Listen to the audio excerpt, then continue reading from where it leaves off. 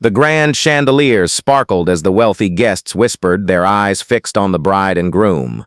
The groom smirked, confidence dripping from every move. Today wasn't just his wedding, it was his chance to humiliate the woman he once called his wife. She was poor, broken, left behind. At least that's what he wanted everyone to believe. With champagne in hand, he told his friends, "Wait till you see her face when she walks in." But when the doors opened, gasps echoed across the hall. His ex-wife didn't come alone. She arrived in a limo, stepping out with their triplets. The wedding hall shimmered with opulence, draped in ivory silk and golden curtains with crystal chandeliers casting a warm glow that made every jewel sparkle brighter. The fragrance of roses and lilies lingered in the air, mixing with the faint sound of violins playing in the background. Guests in designer outfits clinked champagne glasses, their conversations filled with laughter, gossip, and admiration for the groom's display of wealth. Every detail screamed grandeur, every corner was designed to impress. At the center of it all stood Armin, the groom, tall and proud, his black tuxedo tailored to perfection. He wore his confidence like a crown, smiling smugly as he adjusted his diamond cufflinks.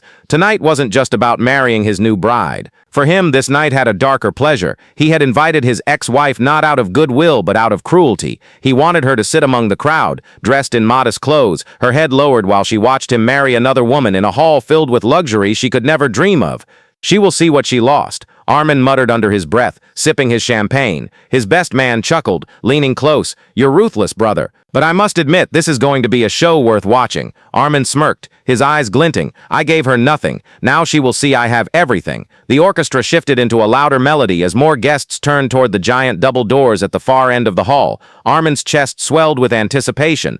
This was the moment he had been waiting for, the grand entrance of his ex-wife. He pictured her stepping timidly into the hall, wearing a cheap dress, perhaps clutching her handbag nervously, her face pale from humiliation as hundreds of wealthy eyes judged her.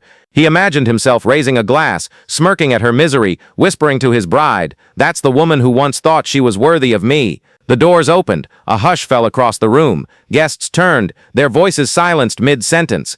Instead of a timid figure, a sleek black limo rolled up just outside the entrance, its polished surface gleaming under the golden lights. The driver stepped out in a sharp uniform, walked around and pulled the door open. Every head turned, every whisper stilled, and then she appeared. Zara. Her presence struck the hall like a wave of shock. She stepped gracefully out of the limo, her gown flowing like liquid silver, shimmering under the chandeliers. Her hair was styled elegantly, her posture tall and commanding, her face glowing with a quiet confidence. The heels of her shoes clicked softly against the marble floor as she entered, and for a moment it seemed as though the entire hall had forgotten to breathe. But the real surprise was not her transformation, it was what followed her. Three little figures stepped out of the limo with her triplets. Two boys in matching miniature tuxedos and a girl in a glittering dress that matched her mother's. Their innocent eyes sparkled, and their small hands clutched tightly at Zara's as they walked beside her, their laughter soft but clear enough to echo in the silent hall. Gasps rose among the crowd. Women leaned forward, whispering behind jeweled hands. Men straightened in their seats, stunned by the sight. The whispers turned into ripples of speculation that grew louder with each passing second. "Triplets?" someone murmured. "Are they his?" another asked, eyes darting toward Armin. Armin's smug smile faltered, the color draining from his face. He had expected Zara to arrive as a shadow of herself, pitiful and weak, but here she was, radiant, dignified, and not alone. The children's resemblance to him was undeniable, their sharp eyes and features mirroring his own youth. The hall's murmurs grew louder, people pulling out their phones, capturing the moment, their excitement rising like fire. Armin's bride stiffened beside him, her grip on his arm tightening. "What is this, Armin?" she hissed, her voice trembling with unease. But Armin could not answer. His throat had gone dry, his pride collapsing like sand beneath a wave. His plan to shame Zara had backfired in the most spectacular way. The hall that was supposed to echo with laughter at her expense now buzzed with admiration for her grace and whispers about his betrayal. Zara walked slowly down the aisle, her chin lifted, her step steady, her triplets skipping lightly by her side. Every guest's gaze was fixed on her, every phone camera pointed in her direction. The woman Armin thought he had broken was not broken at all. She had returned stronger, prouder, and far more powerful than he could ever imagine. And in that single entrance, she turned his perfect wedding into the beginning of his humiliation. The hall buzzed with uneasy murmurs as Zara continued her slow, steady walk toward the front. Every step she took was accompanied by whispers, camera flashes, noises and the sound of guests shifting in their seats. The triplets clung to her hands, their wide eyes taking in the glittering chandeliers and the sea of curious faces. Their laughter, innocent and unbothered, contrasted sharply with the tension brewing in the room. Armin's face had gone stiff, his jaw clenched so tightly that a vein pulsed at his temple. He tried to mask the shock with a forced smile, but his eyes betrayed him. They darted nervously from his ex-wife to the guests, who were now openly gossiping. His bride shifted beside him, pale and visibly shaken, her manicured nails digging into his arm. When Zara reached the center of the hall, the music died away. It was as though even the orchestra didn't dare interrupt what was unfolding. She paused, lifted her chin, and for a long moment simply looked at Armin. Her gaze was calm, but behind her composure was the weight of years of betrayal, abandonment, and resilience. Zara, Armin's voice cracked as he finally spoke, his attempt at charm sounding hollow. I didn't expect you to come. Her lips curved into the faintest smile. Really? You invited me, Armin? Wasn't this what you wanted? For me to stand here before your guests and be reminded of what I supposedly lost? A ripple of gasps swept through the hall. Zara's words weren't shouted, but they carried with a sharpness that cut through the silence. The triplets looked up at her, one of the boys tugging on her sleeve. In a voice too loud for whispers, he asked, Mama, is that Papa? The question landed like a thunderclap. The guests erupted into louder whispers, some covering their mouths in shock, others exchanging wide-eyed glances. Phones tilted higher, recording every second. Armin's bride turned to him, her eyes wide with fury and disbelief. What is he talking about, Armin? She demanded, her voice trembling. Armin's face turned red, his composure slipping. Don't listen to... But Zara cut in, crouching down to kiss her children gently, before standing tall once again. Yes, she said, her voice steady, echoing across the hall. This man is your father, the man who abandoned me when I carried you in my womb, the man who thought he could erase us from his life. A gasp so sharp it almost sounded like a collective cry rose from the guests. Armin's new bride staggered back a step, as though her entire world had tilted. The elegant bouquet she held slipped from her hands, falling onto the polished marble floor with a soft thud. Zara, stop this nonsense, Armin growled, his voice rising in anger. You come here to my wedding and try to, what? Zara's eyes locked on his, unblinking. To tell the truth, to show the world the kind of man you really are. You didn't invite me here to be honored. You invited me to be humiliated. But tell me, Armin, who looks humiliated now? The hall was alive with whispers, but beneath it all there was something more, admiration. Guests who once expected to pity her now stared at her with respect, their gazes softening, some even nodding discreetly in support. Armin's bride finally found her voice, trembling and broken. Is this true, Armin? Are they really your children? Armin's hand shook as he loosened his tie, his arrogance crumbling. No, it isn't complicated, Zara said firmly, stepping closer. You chose money, status, and pride over your own blood. You thought you could buy happiness by discarding the people who loved you most. But life has a way of revealing the truth, doesn't it? The triplets pressed against her legs, their innocent presence making the scene all the more devastating. Their resemblance to Armin was undeniable. His features lived on in their eyes, their jawlines, their smiles. No denial could erase what the crowd could plainly see. The bride clutched her chest, her face pale with shock. Guests shook their heads, some whispering angrily, others smirking at the irony. Phones captured every detail. The groom who tried to flaunt his wealth, now trembling as his ex-wife stood tall and unshaken. Zara looked around the hall, her gaze sweeping over the rows of guests. You all see him in his tuxedo, surrounded by gold and diamonds, she said, her voice carrying like a melody of truth. But look closer. You will see a man who abandoned his family for vanity. You will see a man who betrayed the very woman who once sacrificed everything for his success. And you will see children who deserved a father's love but were denied it. Her words sank deep, filling the silence that followed with a weight heavier than stone. Armin opened his mouth, but nothing came out. His empire of pride was collapsing before his eyes, each whisper in the hall striking him like a dagger.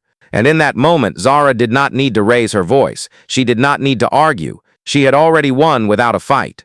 The hall had fallen into an uneasy silence after Zara's words, yet the weight of them lingered in the air like smoke after a fire. Guests shifted in their seats, uncomfortable with the truth they had just witnessed, while others nodded quietly, their admiration for her undeniable. The bride stood frozen at the altar, her face pale, her bouquet abandoned on the marble floor, petals scattered like the fragments of her broken illusion.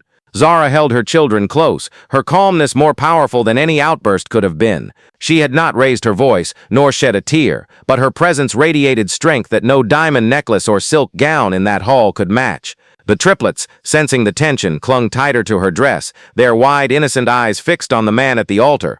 Armin could no longer hide behind his smug smile or polished tuxedo. His tie hung loose, his hands trembled, and his once proud face was streaked with beads of sweat. He looked smaller somehow, shrunken beneath the weight of judgment that filled the room. For years he had convinced himself that money could erase the past, that status could bury the truth. But tonight the truth had clawed its way back into the light, merciless and undeniable. "You wanted this, didn't you?" Zara's voice broke the silence, calm but unyielding. "You wanted me here so you could mock the life I've built. You wanted these people to laugh at me, but instead they see you for who you are, a man who traded love for vanity and family for pride." The guests whispered louder, the tide of judgment now fully turned against Armand. His new bride could no longer bear it. She ripped off her veil, her face contorted with rage and disgust. "You disgust me," she spat, her voice trembling as tears welled in her eyes. "How dare you stand here promising me forever while hiding this?" She gestured toward Zara and the children, her voice echoing through the hall, gasped again, some covering their mouths, others recording every word. Before Armand could respond, the bride tore off her ring, hurled it onto the floor, and stormed out of the hall. Her heels struck the marble like thunder, the sound of her departure sealing Armand's downfall. Zara's gaze softened only when she looked at her children. She crouched down, brushing their hair gently. "It's all right," she whispered, her voice warm and soothing. "You don't need his approval. You never did. You have me, and I'll always be enough."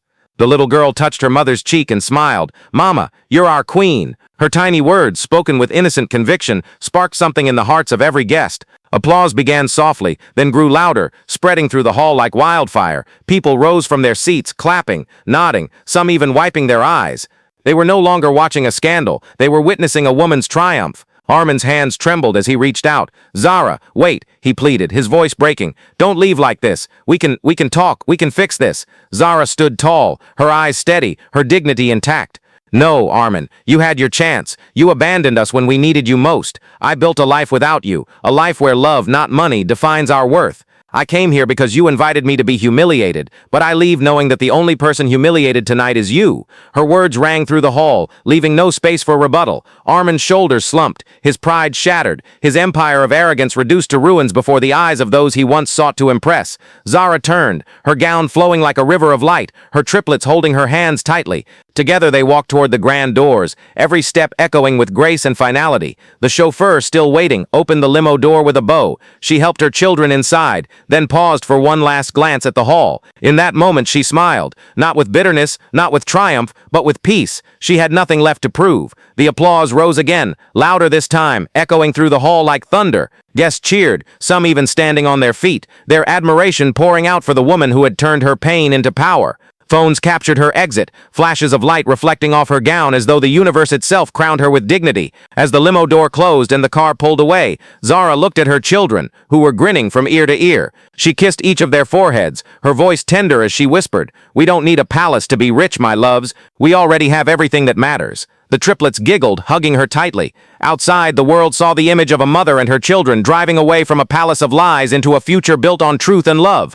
Inside, Armin stood broken, abandoned, and stripped of his pride, left with nothing but the echo of applause that wasn't for him. And so the story ended not with his grand wedding, but with her grand victory. The woman he tried to shame walked out not as a guest, not as a victim, but as the queen of her own story, admired, respected, and forever remembered. Sometimes life isn't about proving yourself to the world. It's about standing tall in your truth. Armin had wealth, but Zara had dignity, love, and strength. In the end, money fades, pride crumbles, but a mother's courage and her children's love create a legacy no one can destroy.